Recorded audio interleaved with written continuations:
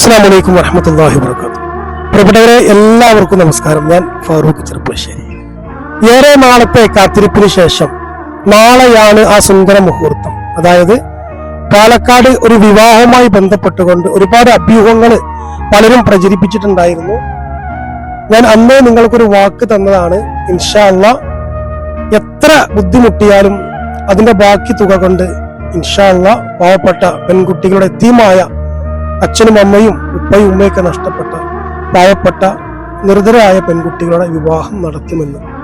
ഇൻഷാ അല്ലാഹ് നാളെയാണ് ആ സുന്ദര മുഹൂർത്തം. അതായത് 29/12/2024 നാളെ വല്ലപ്പുഴ യത്തീം ഖാനയിൽ വെച്ചിട്ട് 20 പാവപ്പെട്ട പെൺകുട്ടികൾക്ക് അവരുടെ സ്വപ്നം യാഥാർത്ഥ്യമാക്കുകയാണ്.